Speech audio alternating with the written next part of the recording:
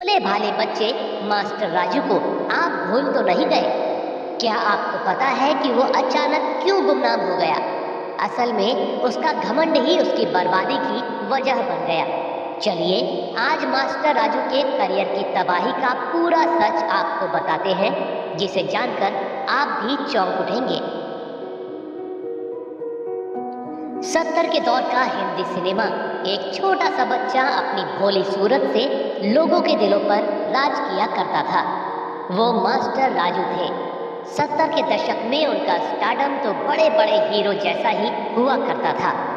वैसे कम ही लोगों को पता होगा कि मास्टर राजू उनका असली नाम नहीं है। उनका नाम मास्टर राजू या राजू श्रेष्ठ ही नजर आता है, मगर असल में वो मुस्लिम परिवार से हैं और उनका असली नाम फहीम अजानी है। अब वो मास्टर राजू और राजू श्रेष्ठ कैसे बने, ये किस्सा भी आपको बताएंगे।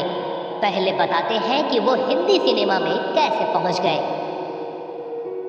15 अगस्त 1966 के दिन बम्बई के डोगरी इलाके में जन्मे राजू के पिता यूसुफ एक चार्टर्ड अकाउंटेंट थे, वही माँ अध्यापिका। मगर वो सिर्फ 5 साल में ही सिनेमा में पहुंच गए। उनके बॉलीवुड में पहुंचने का किस्सा बड़ा मजेदार है। 1971 की बात है। हुआ ये कि गुलजार एक फिल्म बना रहे थे, परिचय। फिल्म के लिए वो ऐसे बाल कलाकार की तलाश में थे जो एकदम भोला भाला नजर आता हो और जिसने पहले फिल्मों में काम न किया हो। बच्चा चुनने के लिए एक दिन ऑडिशन चल रहा था। एक एजेंट के कहने पर राजू को भी उनके पिता वहां ले गए। वहां कोई बच्चा डायलॉग बोल रहा था तो कोई मिमिक्री कर रहा था, मगर मास्टर राजू डरे सहमे एक कोने में खड़े थे। अचानक गुलजार जब उनकी ओर मुड़े तो राजू जोर जोर से रोने लग गए। पिता को लगा कि बेटा तो पहले ही फेल हो गया, इसलिए वो बेटे को लेकर वहां से चले गए। मगर 2 दिन बाद गुलजार का फोन आया कि उन्हें अपनी फिल्म के लिए राजू जैसा मासूम बच्चा ही चाहिए। इस तरह से मास्टर राजू ने सुपरहिट फिल्म परिचय से अपना करियर शुरू किया। पहली ही फिल्म में उनके मासूम चेहरे ने लोगों पर ऐसा जादू कर दिया कि वो सबके चहेते बन गए। इसी साल उनकी 2 और फिल्में आईं, बावर्ची और अमर प्रेम। दोनों ने बॉक्स ऑफिस पर तहलका मचा दिया। राजू एक साथ 3 सुपरहिट फिल्मों में काम कर उस दौर के सबसे सफल बाल कलाकार बन चुके थे। वो दौर उनका गोल्डन दौर था।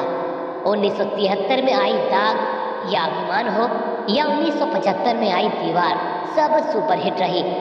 छोटी सी उम्र में ही वो इतनी कामयाबी हासिल कर चुके थे कि उनकी फीस उस जमाने में बड़े बड़े हीरो के बराबर पहुंच गई थी।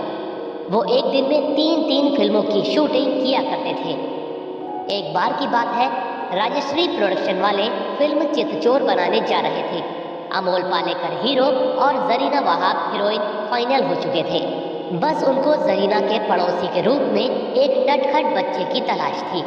प्रोडक्शन टीम को राजू पसंद आ गए। जब उनसे संपर्क किया गया तो उनकी तरफ से भारी फीस की डिमांड रख दी गई। राजश्री प्रोडक्शन वाले फीस सुनकर चौंक गए। वो बोले कि इतना पैसा तो हम अपने हीरो को भी नहीं देते हैं। राजू वो फिल्म नहीं करने वाले थे, मगर डायरेक्टर बासु चटर्जी के समझाने पर उन्होंने कम फीस में ही फिल्म में काम किया। फिल्म सुपरहिट हो गई और मास्टर राजू को चितचोर के लिए नेशनल अवार्ड दिया गया था। अब आपको बताते हैं कि फहीम अजानी मास्टर राजू फिर राजू श्रेष्ठ कैसे बन गए। हुआ ये कि फिल्म चौकीदार की शूटिंग चल रही थी। वहां संजीव कुमार ने पहली बार राजू को देखा। उस समय उनको लोग गुड्डू कहकर पुकारा करते थे। जब संजीव कुमार ने उनका नाम गुड्डू सुना तो पास बुलाया। वो बोले कि गुड्डू भी कोई नाम है, आज से कोई बच्चे को गुड्डू नहीं बोलेगा, इसका नाम मास्टर राजू होगा। बस उसी दिन से फहीम अजानी मास्टर राजू बन गए। बड़े होने पर उन्होंने अपने नाम से मास्टर हटाकर राजू के बाद श्रेष्ठ लिखना शुरू कर दिया और वो राजू श्रेष्ठ बन गए। दोस्तों, 100 से ज्यादा फिल्मों में काम कर चुके मास्टर राजू के साथ ऐसा क्या हुआ कि उनका करियर तबाह हो गया। असल में उनका घमंड ही उनको ले डूबा। बड़े बड़े हीरो के साथ बचपन में काम कर चुके राजू भी वैसा ही स्टारडम चाहते थे। बड़े होने पर भी उनको कई अच्छे किरदार ऑफर हुए, कुछ तो लीड रोल भी थे। मगर मास्टर राजू सबको मना करते गए। बचपन के स्टारडम के घमंड में वो और बेहतर की तलाश करते रहे। बाद में लीड रोल भी नहीं मिले तो वो दिलचस्प कैरेक्टर रोल चाहने लगे, मगर उस दौर में चरित्र अभिनेताओं के रोल बहुत सीमित हो चुके थे और छोटे रोल के लिए वो साफ मना कर दिया करते थे। बड़े बजट की फिल्मों के इंतजार की वजह से उनको काम मिलना ही बंद हो गया। बस इसी घमंड ने उनके करियर को तबाह कर दिया। फिल्मों में दाल नहीं गली तो टीवी पर आ गए। यहाँ भी नारद मुनि के किरदार में थोड़ी प्रसिद्धि मिली तो उनको आगे भी इसी किरदार के ऑफर आने लगे, मगर उनको ये किरदार भी पसंद नहीं आया तो उन्होंने नारद बनने से भी इनकार कर दिया। इसी वजह से बाद में उनको काम मिलना ही बंद हो गया और बचपन का बाल सुपरस्टार जवानी में गुमनाम हो गया। फहीम अजानी यानी राजू श्रेष्ठ अब 56 साल के हो चुके हैं।